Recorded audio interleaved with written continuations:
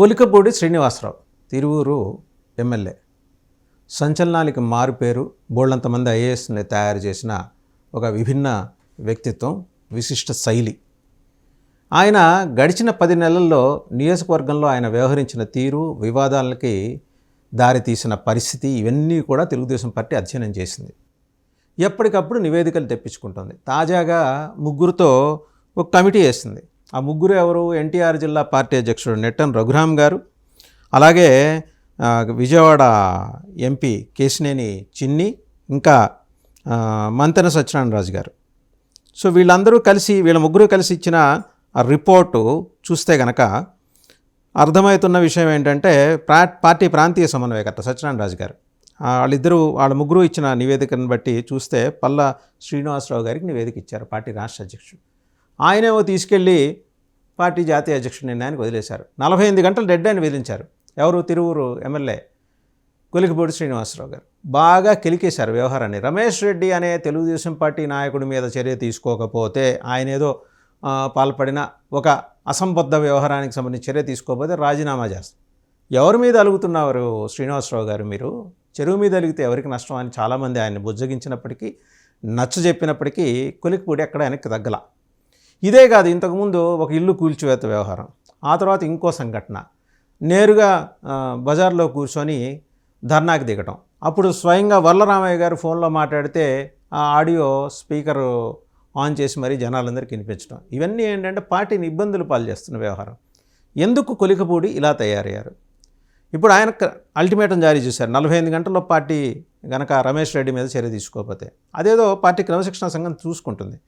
ఈయన అయిన దానికి కాని దానికి ఈయన చిరుబురులాడితే ఎట్లాగా అని చెప్పేసి పార్టీ నాయకత్వం ఆయన్ని అనునయించి, బుజ్జగించి దారిలోకి తెచ్చే ప్రయత్నం చేస్తున్నప్పటికీ, కొలికపూడి శ్రీనివాసరావుకి స్వతంత్రంగా వ్యవహరించే ఒక శైలి ఉంది.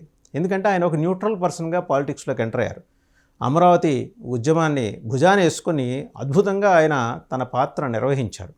చాలా కమిటెడ్గా చేశారు.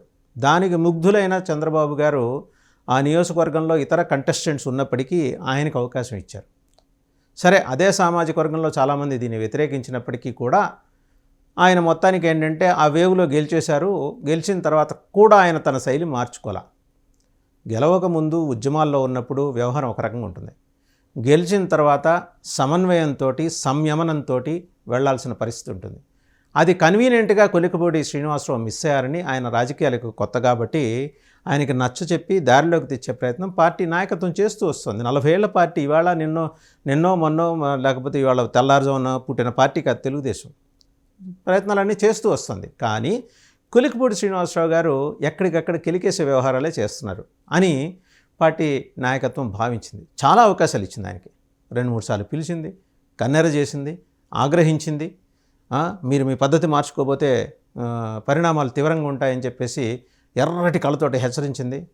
అబ్బే, ఇవేమీ ఎక్కల కొలికపూడి శ్రీనివాసరావు గారికి. అందుకని త్రిసభ్య కమిటీ వేసింది.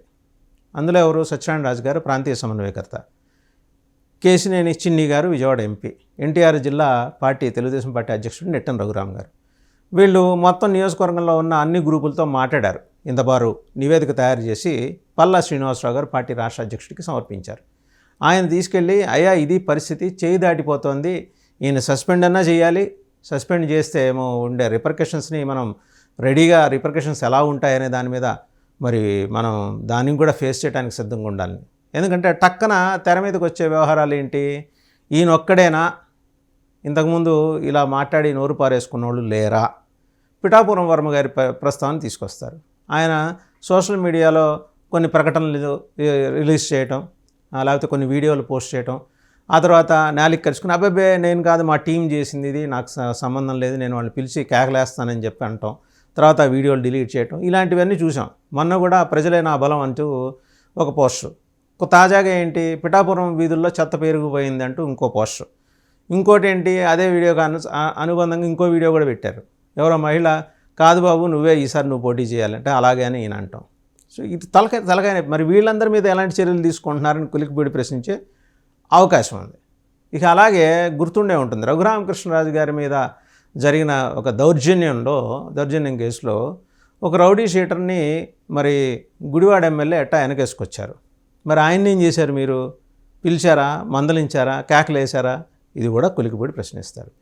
కేవలం వెనుకబడిన తరగతులు, దళిత సామాజిక వర్గాలకు చెందిన వారి మీదే మీరు ప్రశ్నిస్తారా, వాళ్ళనే మీరు సస్పెండ్ చేస్తారా, వాళ్ళ మీదే క్రమశిక్షణ చర్యలు తీసుకుంటారా అని కూడా కొలికిపూడి ప్రశ్నించవచ్చు. ఆ పాసిబిలిటీ ఉంది. ఎందుకంటే మనం చూసాం వైసీపీలోంచి తెలుగుదేశానికి వచ్చి గెలిచిన ఒక దళిత ఎమ్మెల్యేని సస్పెండ్ చేయటం. ఇప్పుడు అదే పరిస్థితి ఇక్కడ వచ్చిందంటే ఏం దళితులను మాత్రమే సస్పెండ్ చేస్తారని కొలికిపూడి రేపు పొద్దున ఇందులో ఆయన మేధావి వర్గానికి చెందినవారు ఖచ్చితంగా క్వశ్చన్ చేస్తారు. ఆయన లాజిక్స్ ఆయనకు ఉంటాయి. పైగా ఇంకో డౌట్ ఏంటంటే ఇప్పుడు తెలుగుదేశానికి వైసీపీ వెనకాలే ఉండి ఇదంతా నడిపిస్తోంది అని. Quite possible. ఎవరు ఖాళీగా ఉండరు కదా రాజకీయాలు చేసుకునేవాళ్ళు, వాళ్ళు ఏం ధర్మసత్తాలు నడుపుకోవట్లేదు కదా. సో ఇలాంటి ఈ ఎగదోసే రాజకీయాలు, ఇలా అగ్గిపుల్ల గీసే రాజకీయాలకి వైసీపీ పాల్పడుతుందంటే పెద్దగా ఆశ్చర్యపోనక్కర్లేదు. ఇంతకుముందు తెలుగుదేశం చేసింది, ఇప్పుడు వైసీపీ చేస్తుంది. సో మరి ఉన్న ఆప్షన్స్ ఏంటప్పుడు కొలికిపూడి శ్రీనివాస్ గారికి? ఒకవేళ పార్టీ నుంచి సస్పెండ్ అయితే, ఒకవేళ జరిగితే, ఇది జస్ట్ హైపోథెటికల్, జరిగితే వైసీపీలోకి వెళ్ళటం. జనసేనలోకి ఆయన వెళ్ళలేరు, కూటమిలో ఉన్నారు కాబట్టి. బీజేపీ రూల్డ్ అవుట్, ఎందుకంటే బీజేపీ తోటి ఆయనకు సంబంధాలు లేవు, ఆయన ఘర్షణ వాతావరణం కూడా ఉంది లోగడ నెలకొన్న పరిస్థితుల దృష్ట్యా. మరి ఇప్పుడు ఉన్న ఆప్షన్స్ అన్నీ ఎక్సర్సైజ్ చేసుకొని ఆయన అటు యుద్ధానికి సై అంటున్నారు, కాళ్ళు ఊతున్నారు. ఇటు పార్టీ హెడ్ క్వార్టర్స్ మాత్రం చాలా సంయమనంతో వ్యవహరించింది, ఇప్పటివరకు వ్యవహరిస్తూ వస్తుంది, ఇక మీద కూడా వ్యవహరించవచ్చు.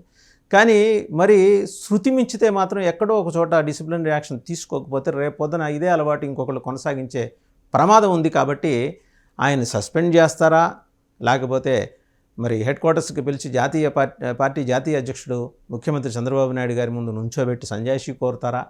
ఏమయ్యా కొలికిపూడి, నువ్వు మేధావి, ఏదో పెద్ద మనిషివి, దళిత సామాజిక వర్గంలో నువ్వు ఒక రత్నానివని నేను పిలిచి నీకు సీట్ ఇచ్చి గెలిపించుకుంటే ఏంటి ఈ పద్ధతి, మార్చుకోవాలి కదా అని మళ్ళీ ఇంకోసారి కన్నెర చేసి, మళ్ళీ ఆగ్రహించి, మళ్ళీ గుడ్లూరిమి, నువ్వు ఈ పద్ధతి మార్చుకోకపోతే ఈసారి తీవ్రమైన పరిణామాలు ఉంటాయని హెచ్చరించి వదిలేస్తారా? ఇది పార్టీలో పెద్ద చర్చ. ఎందుకంటే ఆయన డెడ్ లైన్ పెట్టడం అనేది ఎందుకున్న పార్టీ అగ్రనాయకత్వం జీర్ణించుకోలేకపోతుంది. పార్టీకి డెడ్ లైన్ పెట్టడం ఏంటి? ఎవరో రమేష్ రెడ్డి మీద చర్యలు తీసుకోండి, అతను ఈ రకమైన అరాచకానికి పాల్పడుతున్నాడని ఈయన దగ్గర ఉన్న ఎవిడెన్స్ ఉంటే తీసుకెళ్ళి పార్టీ అధ్యక్షుడికి ఇంటర్నల్గా చెప్పుకోవాలి. రాష్ట్ర అధ్యక్షుడు ఉంటాడు. రాష్ట్ర అధ్యక్షుడు వినకపోతే పార్టీ జాతీయ అధ్యక్షుడి అపాయింట్మెంటు, పార్టీ జాతీయ ప్రధాన కార్యదర్శి నారా లోకేష్ గారు ఉన్నారు, వారి దగ్గరికి వెళ్ళి చెప్పుకోవాలి. ఇంటర్నల్గా ఇంత డెమోక్రసీ ఉన్న పార్టీలో మనం ఏది నోటికి వస్తే అది బయటకు వచ్చి మాట్లాడటం. ఆ జనసేన నేతతో కూడా వివాదం. ఆ జనసేన నేత ఎవరో ఒక ఆయన బయటకు వచ్చేసి నన్ను చంపడానికి కొలికిపూడి సుపారీ ఇచ్చాడని చెప్పి ఆయన మాట్లాడాడు. అంత జస్ట్ వారం 10 రోజులు కూడా కాల. ఇన్ని తలకాయ నొప్పులు మనకు అవసరమా? కొలికిపూడిని సస్పెండ్ చేద్దామా అని పార్టీ హైకమాండ్ ఒక డెసిషన్ తీసుకుంటే, సస్పెండ్ చేసే దిశగా తీసుకుంటే తలకాయ నొప్పే. ఇది రేపు పొద్దున వైసీపీకి అడ్వాంటేజ్ ఇచ్చినట్టు అవుతుంది. అంటే వైసీపీ కష్టపడకుండా వైసీపీకి అనుకూలించే అంశాలన్నీ తెలుగుదేశం పార్టీ నాయకులు, ఎమ్మెల్యేలు, మంత్రులే చేస్తుంటే రేపొద్దున మరి తెలుగుదేశం పార్టీ క్యాడర్స్కి హెడ్ క్వార్టర్స్ పార్టీ అగ్రనాయకత్వం ఏం సమాధానం చెబుతుందనే ప్రశ్న కూడా తలెత్తుంది. సో కొలికిపూడి 100 ప్రశ్నల్ని సంధించారు పార్టీ అగ్రనాయకత్వానికి. ఆ 100 ప్రశ్నలు క్యాడర్కి రిలేట్ అయినవి ఉంటాయి అక్కడ ఖచ్చితంగా. ఆయన లేవనెత్తిన అంశాలలో టైమింగ్ సరైనది కాకపోవచ్చు కాక, బట్ ఆయన ప్రస్తావన చేసిన అంశాలకు మాత్రం పార్టీ ఏదో ఒక రోజైతే జవాబు చెప్పుకోవాలి.